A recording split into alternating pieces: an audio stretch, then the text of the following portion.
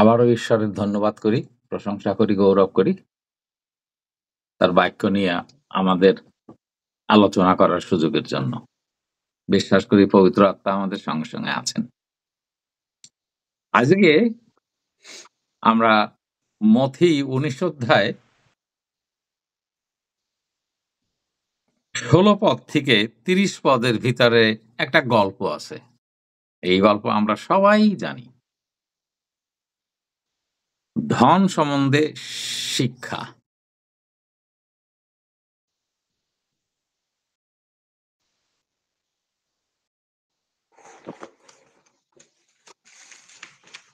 এখানে লেখা আছে ১৬ পদ থেকে পড়ি আমি।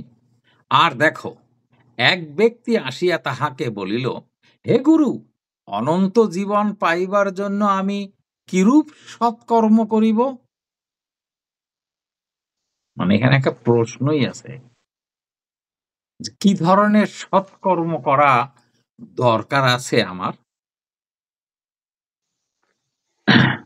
জীবন পাইবার জন্য।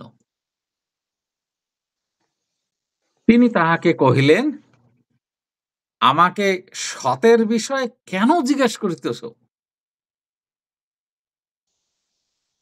সৎ একজন মাত্র আছেন।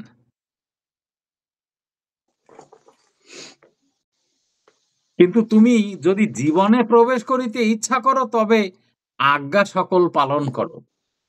এই কথা শোনার সাথে সাথেই এই লোকটার কানে যখনই গেছে সে বলে, ও এটা তো সোজা। আমি তো ছোটবেলার থেকেই সেভেন ডে অ্যাডভেন্টিস্ট চার্চে যাই। এ মনে মনে চিন্তা করছে। সে কহিল, কোন কোন আজ্ঞা? এর ভিতরে আবার ভাগ করছে, কোন কোনটা আজ্ঞা পালন করতে হবে।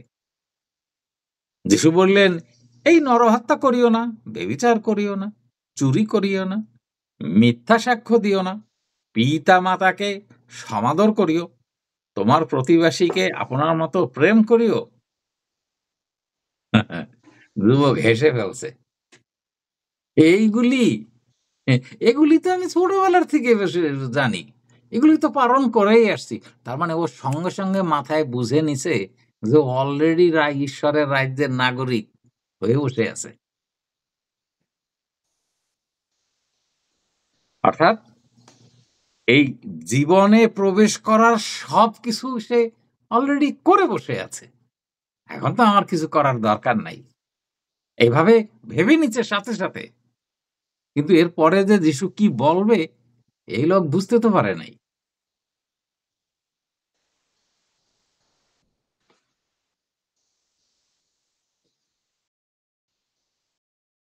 সেই যুবক তাহাকে কহিল, এ সকল আমি পালন করিয়াছি। এগুলি তো আমার সব করা রয়েছে ছোটবেলার থেকে। আমি সেভেন্থ ডে অ্যাডভেন্টিস্ট পাস্টরের ঘরে জন্মগ্রহণ, এগুলি তো আমার আর দরকার নাই। তো এরপরে আবার একটু ওর মনে চিন্তা হইছে। সে আরেকটা প্রশ্ন করছে। সেটা কি? এখন এখন আমার কি ত্রুটি আছে? এগুলি তো সব আমি পালন করছি। এখন আমার ভিতরে আর কি ত্রুটি আছে? যার কারণে আমি জীবনে প্রবেশ করতে পারছি না, সেইটা বলে দেন। যিশু তাহাকে বললেন যে, যেহেতু তুমি ১০ আজ্ঞা পালন করিতেছ, তুমি আসো আমার স্বর্গরাজ্যে প্রবেশ করো। তাই লেখা আছে এখানে? না। তার মানে মনে রাখতে হবে ১০ আজ্ঞা পালন যথেষ্ট নয় জীবনে প্রবেশ করতে। যিশু আরো ব্যাখ্যা করছেন। ২১ পদে আছে, যিশু তাহাকে কহিলেন, যদি সিদ্ধ হইতে ইচ্ছা করো। তার মানে ১০ আজ্ঞা পালনের দ্বারা সিদ্ধ হয় না মানুষ।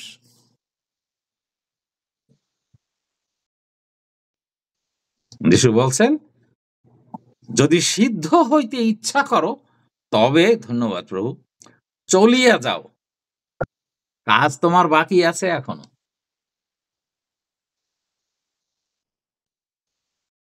তার মানে জীবনে প্রবেশ করার জন্য যে বাধা আছে এখনো জীবনে, সেটা হলো চলিয়া যাও, তোমার যাহা যাহা আছে বিক্রয় করো, দরিদ্রদিগকে দান করো, তাহাতে স্বর্গে স্বর্গে ধন পাইবে, আর আইসো আমার পশ্চাৎগামী হও। তার মানে যদি ধন সম্পত্তি থাকে সেগুলি গরিবদের দিয়ে দিতে বলছে। কেন?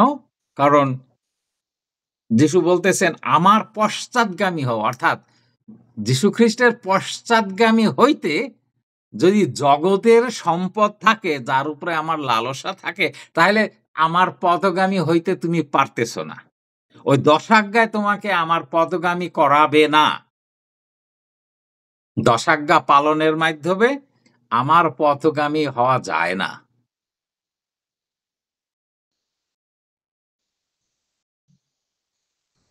দরিদ্রকে দান করো তোমার সব জিনিস। এখন এখানে শুধু ধন সম্পদ কথা লেখা আছে, অনেক কিছুই তো আছে এতে। আমার চিন্তাধারা ধন সম্পদ আছে, আমি চিন্তায় খুব বাকবিতণ্ড, তর্কবিদ, এগুলি আমার জ্ঞান, এটাও আমার একটা জ্ঞানের ধন। এই কথা শুনিয়া সেই যুবক দুঃখিত হইয়া চলিয়া গেল, কারণ তাহার বিস্তর সম্পত্তি ছিল। তাহলে এই পর্যন্ত আমরা এইটুক বুঝলাম যে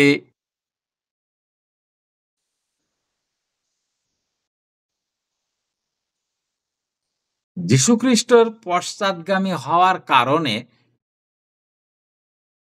পশ্চাৎগামী হওয়ার জন্য ওই 10 আজ্ঞা পালন করা জীবনের চাইতেও আরো কিছু ত্যাগ করার প্রয়োজন আছে।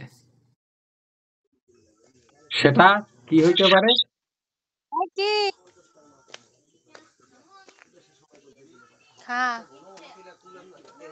না, তোমার অডিও অনেকে বন্ধ দেখি করো। মিউট করেন, মিউট করেন। এটা কোনোভাবে বোঝানো যায় না। প্রথমেই মিউট করতে হবে, পিছনে অনেক শব্দ থাকে, মিটিং অনেক আগে শুরু হয়ে গেছে। ধন্যবাদ। যিশু, আমরা 23 পদ পড়ছি, তখন যিশু আপন শিষ্যকে কহিলেন, আমি তোমাদিগকে সত্য কহিতেছি, ধনবানের পক্ষে স্বর্গ রাজ্যে প্রবেশ করা দুষ্কর। এখন এর অর্থ কি আমরা ধনবান হইতে পারবো না?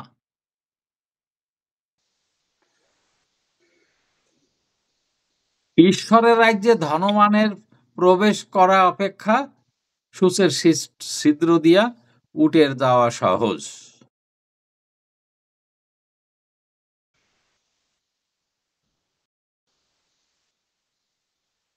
সাতাইশ পদ, কিন্তু ঈশ্বরের সকলই সাধ্য। তখন পিতর উত্তর করিয়া তাহাকে কহিলেন, দেখুন, আমরা সমস্তই পরিত্যাগ করিয়া আপনার পশ্চাৎগামী হইয়াছি। তবে আমরা কি পাইব? তাহলে ওদিকে পিছনে আমরা দেখি যে তাহার ধন সম্পত্তি ছিল বিধায় ওই যে 10 আজ্ঞা পালনের জন্য তা সে জীবনে প্রবেশ করার যে যোগ্যতা এখনো পায় নাই, ধন সম্পত্তির কারণে। এদিকে পিতর বলছে যে আমরাও ধন সম্পত্তি তো ত্যাগ করে চলে আসছি, আমরা এখন কি পাবো? হ্যাঁ, 28 পদে, আমরা তবে কি পাইব? যিশু তাহাদিগকে কহিলেন, আমি তোমাদিগকে সত্য কহিতেছি, তোমরা যতজন আমার পশ্চাৎগামী হইয়াছ। আচ্ছা, তাহলে আমরা যদি 21 পদের শেষে যাই, বলছে আর আইসো আমার পশ্চাৎগামী হও। আর এইখানে বলছে 28 পদের মাঝখানে, তোমরা যতজন আমার পশ্চাৎগামী হইয়াছ পুনঃ সৃষ্টিকালে যখন মনুষ্যপুত্র আপন প্রতাপের সিংহাসনে বসিবেন, তখন তোমরাও দ্বাদশ সিংহাসনে বসিয়া ইসরায়েলের দ্বাদশ বংশের বিচার করিবে। এই হলো রিওয়ার্ড, পুরস্কারটা।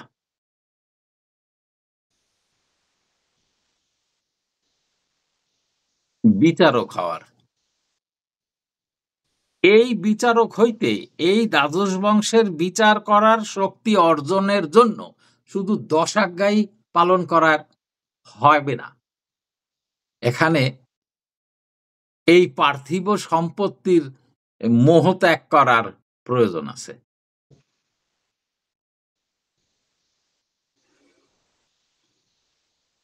এই 29 পদ, আর যে কোনো ব্যক্তি আমার নামের জন্য বাটি মানে ঘর, নিজের বাড়ি, কি ভ্রাতা, মানে 21 পদে যে আছে, তবে চলিয়া যাও, তোমার যাহা যা আছে বিক্রয় করো ও দরিদ্রদিগকে দান করো, তাহাতে স্বর্গে ধন পাইবে। যিশু এইটাকে 29 পদে গিয়া ব্যাখ্যা করছে। আর যে কোনো ব্যক্তি আমার নামের জন্য বাটি, কি ভ্রাতা, কি ভগ্নী, কি পিতা, কি মাতা, কি সন্তান, কি ক্ষেত্র পরিত্যাগ করিয়াছে, এই সমস্ত জিনিস পরিত্যাগ করতে বলছিল ওই ধনী ছেলেটাকে।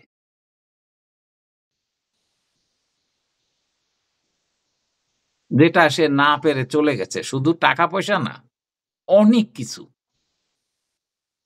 আবার ওদিকে পিতর বলছে, আমরা তো সমস্তই পরিত্যাগ করিয়া আসিয়াছি 27 পদে। ও পিতর কি পরিত্যাগ করছে? এই যিশু এক্ষুনি যা বললেন, বাটি, কি ভ্রাতা, কি ভগ্নী, কি পিতা, কি মাতা, কি সন্তান, ক্ষেত্র পরিত্যাগ করিয়াছি।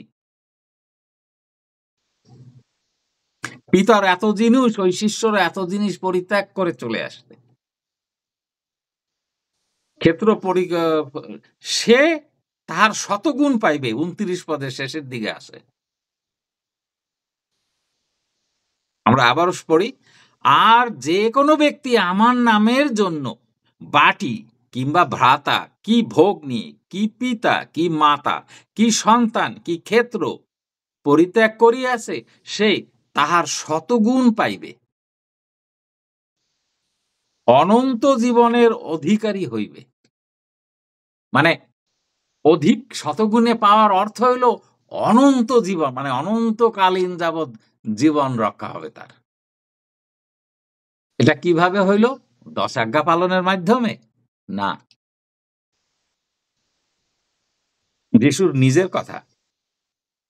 আর এইগুলি পরিত্যাগ করতেই বলছিল ওই ধনী লোক ছেলেটা। 30 পদে আছে, কিন্তু যাহারা প্রথমে, এমন অনেক লোক শেষে পড়িবে। যাহারা শেষের, এমন লোক প্রথম হইবে।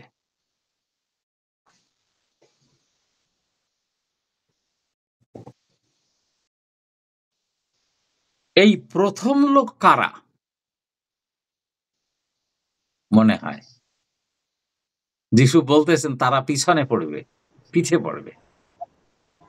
ঈশ্বর একটা নেশন, একটা জাতি উৎপন্ন করছিলেন আব্রাহামের মাধ্যমে। আব্রাহামকে বলছিল যে আমি একটা জাতি উৎপন্ন করিব, তারা আমার আরাধনা করবে। তারা ছিল প্রথমে।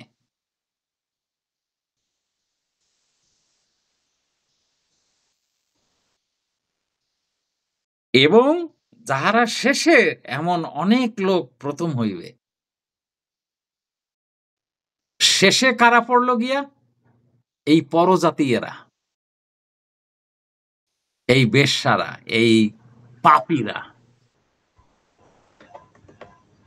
যাদের তিনি কোনোদিনও ধমক দেন নাই। পাপীদের বিষয়ে উনি কখনো মন্দও বলেন নাই। ধমক যদি দিয়ে থাকেন, উনি ওই যে প্রথমে যারা আসছে ইসরায়েল জাতিকে উনি ধমক দিচ্ছে সবসময়।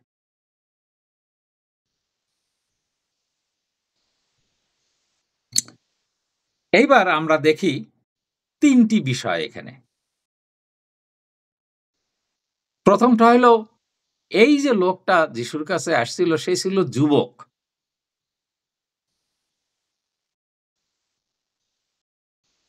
এই যুবকের এই পৃথিবীতে আরো অনেক কিছু করার বাকি ছিল।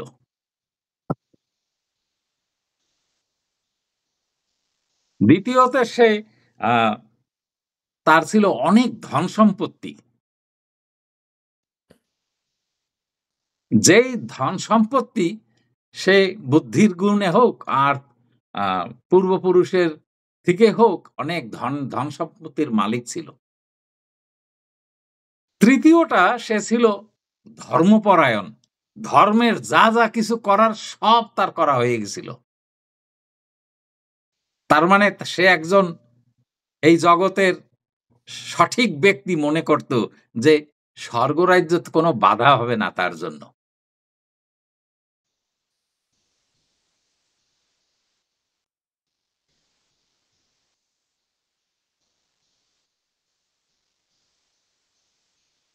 কিন্তু যেহেতু সে যুবক, যিশু যখন তার পিছনে আসতে বলল, সে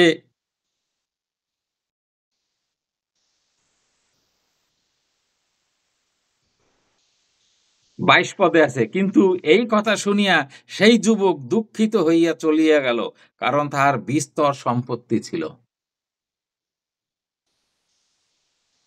এই যুবক বয়সের লোকদের এই কষ্ট হয়। আমরা এই পৃথিবীতে ঈশ্বরের আজ্ঞা পালন করতে করতে আমরা এই পৃথিবীর ধন সম্পত্তি সবকিছুর প্রতি আমাদের একটা মায়া জন্মে, যেটা পরিত্যাগ করা কঠিন হয়। কিন্তু কখনো কখনো ঈশ্বর আমাদের অন্তঃকরণ জানেন, বিধায় অল্প কিছুর জন্য আমাদের যখন এই অনন্তে প্রবেশ করতে পারি না, তখন ঈশ্বর আমাদের উপরে একটা পরীক্ষায় আসতে দেন, অ্যালাউ করেন। তখন আমরা জীবনের একটা ক্রাইসিসের মধ্যে দিয়ে যাই। এমন আঘাত করেন যেন আমরা মন ফিরাই তার দিকে আবার। সুযোগটা আবার নেই। কিন্তু এই ছেলেটা সেই সুযোগটা আর হইল না তার। সে ফিরে চলে গেল তার জগতে আবার। সে সারাটা জীবন দশাজ্ঞা পালন করেই চলবে। কিন্তু পৃথিবীর মোহ তার থেকে আর যাবে না।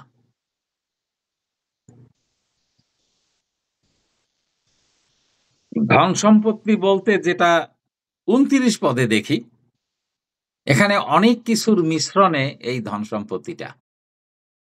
এখানে শুধু টাকা পয়সা বাড়ি-টাড়ি না, এখানে আরো অনেক কিছু আছে। যে কোনো ব্যক্তি আমার নামের জন্য বাটি, কি ভ্রাতা, কি ভগ্নী, কি পিতা, কি মাতা, কি সন্তান, কি ক্ষেত্র পরিত্যাগ করিয়াছে, সে তাহা শতগুণ পাইবে, অনন্ত জীবনের অধিকারী হইবে। আমরা যদি যিশুর দিকে তাকাই, যিশু যেদিন থেকে ৩০ বছর বয়স হয়ে গেছে, আর কিন্তু খুব একটা বাড়িতে গিয়ে ঘুমায় নাই সে। বলে দিছে যে পাখিদের বাসা আছে, শিগালের গর্ত আছে, মনুষ্যপুত্রের কোনো জায়গা নাই। এই পৃথিবীর কোনো ধন সম্পদ ৩০ বছর বয়স পর্যন্ত তাকে আঁকড়াইতে পারে নাই। হুম। সেই কারণেই উনি অভিজ্ঞতার থেকে বলতে পারছেন যে কি খাইব, কি পরিব এই চিন্তা করিও না, কারণ উনিও করে না। ওনার পিতা সবকিছু জোগাড় করে দেন।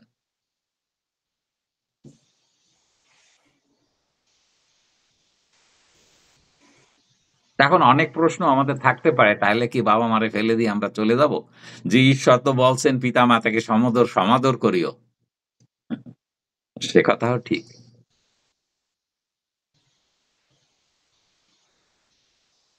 আমাদের সন্তানদের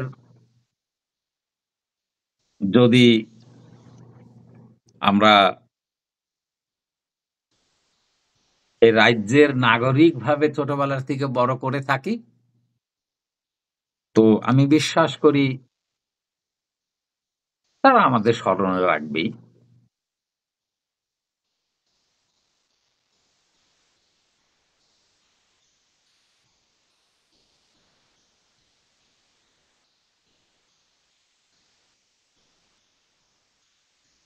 একটা গল্প, অনেক বছর আগে শোনা গল্প, যে আগের দিনে যে সমস্ত আমাদের দেশের জমিদার বাড়ির লোক ছিল, জমিদারি করত। তাদের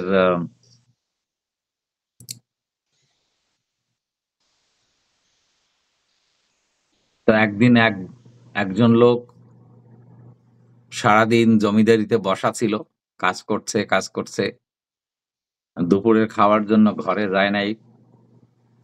তো তার মেয়ে, অল্প বয়সের মেয়ে এসে বলছে, বাবা খাবার তো অনেক আগে তৈরি হয়েছে, বেলা গেল, তুমি খাইতে যাবা না? বেলা তো গেল।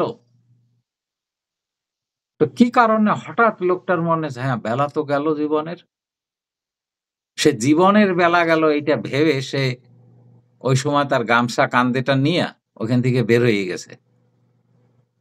বেলা গেল, তার মাথায় অন্য চিন্তা হয়েছে যে আমি আমার ধন সম্পত্তি নিয়েই তো পড়ে আছি, আমার জীবনের যা করার ছিল তা আমি কিছুই করি নাই। সেই বাড়ি থেকে বেরিয়ে চলে গেছে, তার এই জমিদারি ছেড়ে চলে গেছে। সে পরে গল্পে আছে যে সে ওই আগের দিনে পাগল হইতো, ঘুরে বেড়াইতো, ওই হয়ে গেছে সে। আমাদের কি এরকম করার প্রয়োজন আছে? সহায় সম্পদ আমাদের দরকার আছে যে যিশু এখানে কি চাইছিলেন, যে তুমি সব সম্পদ গরিবদের দিয়ে যাও, তাতে কি হবে? স্বর্গে ধন সঞ্চয় হইবে। ধন। হ্যাঁ ঠিক, থ্যাংক ইউ স্যার। আর আমরা যখন স্বর্গে ধন সঞ্চয় করতে পারলাম, এই পারার কারণে বলছেন আবার যিশু আর এক জায়গায়, যাচনা করো তোমাদের দেওয়া যাইবে, কারণ আমরা সঞ্চয় তো করছি, সেই সঞ্চয়ের থেকেই আমরা পাবো। ব্যাংকে ওইটা আছে না, সঞ্চয় করলে আবার এটা পাওয়া যায় ফেরত, একই একই পদ্ধতি।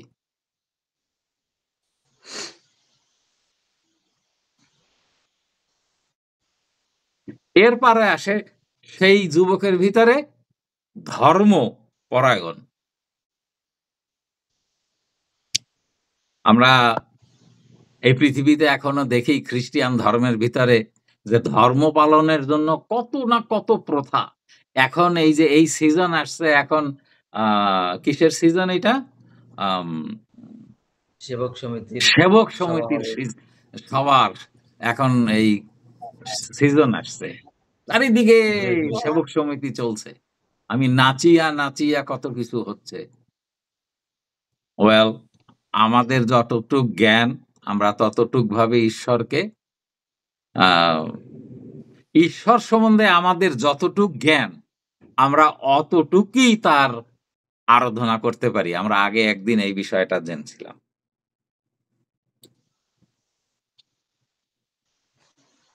আমাদের এই বিশ্বাস বাবুর বোধহয় কারেন্ট নাই,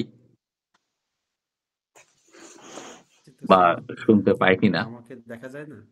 না, দেখা যায় না। সরি, তাহলে নেটওয়ার্কের প্রবলেম হচ্ছে। আজকে সকালে, আমার সকালে আর কি বিকালে বিশ্বাস বাবুর সঙ্গে আমার একটু ছোট আলাপ হচ্ছিল।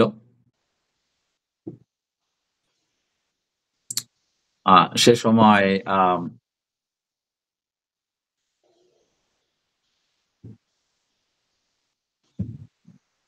এই আলাপের ভিতরে একটা আলাপ ছিল যে তার একটা ইয়ং পিপল, খুব যুবকদের একটা অনলাইনের একটা মিটিং হয় তাদের অঞ্চলেই আর কি। তো সেখানে একটা সোজাসুজি সে উত্তর দিতে পারছে, সেটা হলো সে ভালো লেকচার দিছে, বক্তৃতা ভালো হয়েছে, গানটা সুন্দর হয়েছে। এই প্রসঙ্গে একজন লোক খুব প্রশংসা করতেছিল প্রতিজনাকে। তো সেখানে সে উত্তর দিছে যে আপনি দয়া করে আমাদের প্রশংসা করবেন না, সব প্রশংসা গৌরব ঈশ্বরের। বিশ্বাসবাবু বিষয়টা একটু বলো। স্যার, বিষয়টা যখন প্রথমে একজন গান করলো, বললো যে না গানটা চমৎকার হয়েছে বা গানটা খুব ভালো হয়েছে। একজন প্রার্থনা করলো, তার ক্ষেত্রে সেটা বলেছে যে ধন্যবাদ সুন্দর প্রার্থনা করার জন্য। আর আমি প্রচার করলাম, আমাকে বললো যে আজকে খুব সুন্দর প্রচার করেছেন আমাদের দাদা, ঠিক আছে। এইভাবে আর কি অনেক বললো, তো তখন আমি বললাম যে দয়া করে আমাকে এইভাবে প্রশংসা করবেন না, বা আমার মনে হয় যে কাউকে এইভাবে প্রশংসা করা উচিত না। কারণ আমরা যা করি প্রভুর উদ্দেশ্যে, প্রভুর গৌরব হোক, আমরা এটা বলতে পারি যে আমরা প্রভুর উদ্দেশ্যে করছি, প্রভুর গৌরব হোক। কিন্তু এইভাবে এটা নিজেদের গৌরব হয়ে যাচ্ছে। কিন্তু আমরা নিজেদের গৌরব না করি, আমরা প্রভুর উদ্দেশ্যে প্রভুকে গৌরব করার চেষ্টা করি। এটাই তারা বলি, কিন্তু আমরা এমনটা না বলি যে সুন্দর হয়েছে, ভালো হয়েছে। তখন সবাই স্তব্ধ হয়ে গেল এবং সবাই মনোযোগ সহকারে শুনলো এবং সবাই বোঝার চেষ্টা করলো। আশা করি বুঝতে পারলো। আর তারপর থেকে আমি আর যা হয়েছে, কেউ আর বলেনি যে সুন্দর হয়েছে বা এমন প্রশংসা। তারপর থেকে দেখছি বন্ধ হয়ে গেছে। ঠিক। তো আমাদের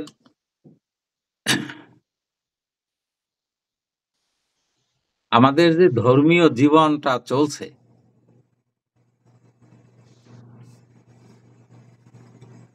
এই যুবকের মতন যিশুর কথা অনুযায়ী, যে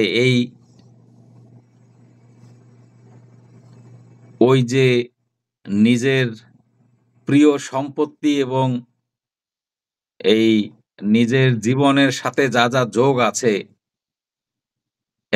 এগুলিও একটা ধর্মের আহ, ভিতর পড়ে থাকে। কারণ আমরা যখন ধর্মকর্ম করতে যাই, তখন আমরা আগেও আলোচনা করছি যে আমরা যার আরাধনা করব, যাকে খুশি করব, তার থেকে আমাদের এই পার্থিব অনেক জিনিসের উপরে আমরা আহ, বেশি নজর দেই, বেশি ইম্পর্টেন্ট মনে করে সেটা করে থাকি। আম, যেমন আমাদের সামনে এই যে ডিসেম্বর মাসে আবার সেই ক্রিসমাসের সময় আসতেছে।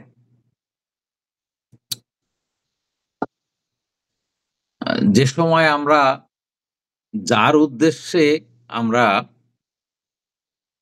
এই আরাধনা করার চেষ্টা করব, তার থেকে যেন আমাদের আনন্দটাই বেশি বড় হয়ে থাকে। আহ হঠাৎ করে আমরা সবাই দেখে থাকছি ফেসবুকে যে আমাদের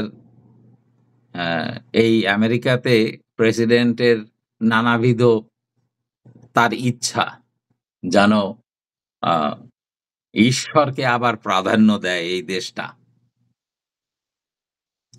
বিশ্বাস করি ঈশ্বরের তেমন একটা ইচ্ছা আছে যে আমেরিকা যেন আবার ঈশ্বরের পথে ফিরে, এবং আবার যেন বাইবেল শিক্ষাটা আমেরিকার সরকারি স্কুলে শেখানো হয়। আমেরিকার কোনো স্কুলে বাইবেল শিক্ষা নাই। আমেরিকার সব স্কুল কলেজে শিক্ষা দেয়, কলেজে না, স্কুলে শিক্ষা আছে ওই ডারউইন থিওরি। এটা কি থিওরি? ওই হচ্ছে বানর থেকে মানুষ, ওইটা। হ্যাঁ, এই থিওরি, মানুষের সৃষ্টি বানর থেকে, এইটা হলো আমেরিকার স্কুলে শিক্ষা দেয়। কিন্তু আমাদের নতুন প্রেসিডেন্ট আশা করেন যে তিনি আম, এই শিক্ষাটা দিবেন। তো সেটা খুব ভালো। তো আজকের বিশেষ বিষয়টাই এই ছিল যে আমাদের আমরা কিন্তু এই যে আমাদের সহায় সম্পত্তি গরিবদের দিয়ে দেওয়াটা কি সম্ভব? এই সম্ভবটা সৃষ্টি হইতে গেলেই আমাদের ইচ্ছাটা যে তার রাজ্য এবং তার ধার্মিকতার অন্বেষণ করাটার দিকে যায়। আবার ধার্মিকতা অন্বেষণ করতে হলে আমাদের মনের যে পরিবর্তনটা আসতে হবে, সেই পরিবর্তনটা না আসা পর্যন্ত আমরা কিন্তু আমাদের এই বাটি কিংবা ভ্রাতা ভগ্নী সহায় সম্পত্তি এইগুলি থেকে পরিবর্তন করতে ইচ্ছা আসবে না আমাদের।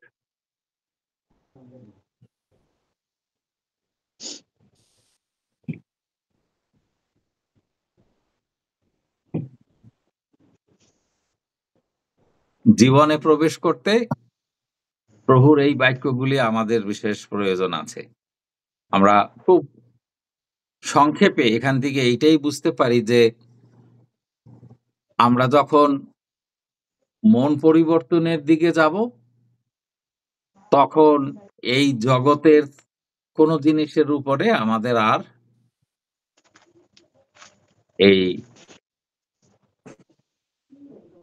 যে আপন আপন জিনিস, মূলত যদি চিন্তা করি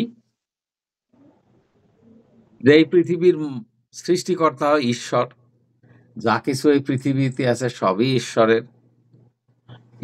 আমরা এই পৃথিবীতে আসার পরে ঈশ্বর আমাদেরকে আমাদের জ্ঞান বুদ্ধি দান করেন এবং আমরা সেই সহায় সম্পত্তি, পিতা মাতা ভাই বোন সন্তান সন্ততি সবকিছু ঈশ্বর আমাদেরকে দেন, আমরা সেগুলি ভোগ করি। তারপরে আমরা এই পৃথিবীর একটা সময় আসে পরিত্যাগ করে চলে যাই। ঈশ্বরের সম্পত্তি ঈশ্বরের কাছেই রয়ে যায়। তো এই পৃথিবী থাকাকালীন যে জীবনটা আমাদের চলে, এই জীবনটাই, এই মাটির দেহের জীবনটাই শেষ নয়, এইটাই যিশু বুঝাইতে চাহেন। যেটা উনি চান যেন আমরা রূপান্তরিত হয়ে উনি যেদিন আসবেন সেদিন আমরা প্রস্তুত থাকি যে ওনার সঙ্গে এই পৃথিবীর থেকে উঠে যাইতে পারি, এবং সেই নতুন পৃথিবী যেদিন হবে আমরা আবার এই পৃথিবীতে এসে আবার রাজত্ব করতে পারি। এগুলো একটা চিন্তা। আর একটা চিন্তা, এখনই আমরা সেই রাজ্যের নাগরিক হিসাবে বসবাস করতে পারি।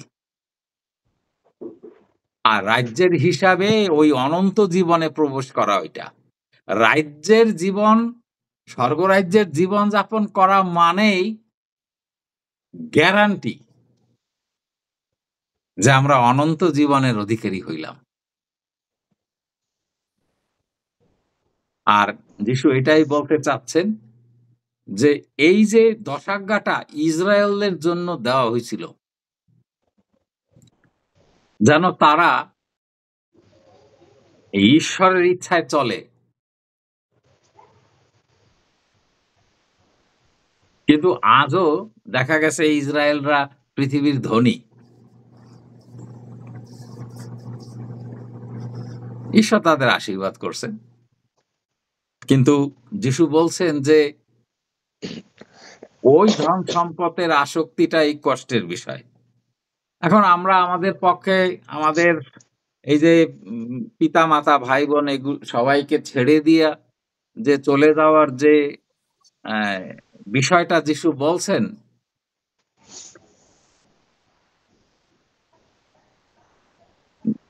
এই পৃথিবীতে থাকলে তো আমার পিতা মাতা ভাই বোন আমাকে থাকতেই হয়, কিন্তু যখন আমরা মন পরিবর্তন করি এবং রাজ্যের নাগরিক হই, তখন আমার মনে হয় আমাদের ওই আশা থেকে আমরা বের হয়ে এসে প্রভুর ইচ্ছায় জীবনযাপন করার ইচ্ছাটা আরো বেশি বেড়ে যায়। আর সে কারণেই আমাদের প্রয়োজন যেন আমরা মন পরিবর্তন করে এই রাজ্যের নাগরিক হওয়ার দিকে আমাদের বেশি মনোযোগ দেওয়ার প্রয়োজন। ঈশ্বর তার বাক্যে আশীর্বাদ করুন।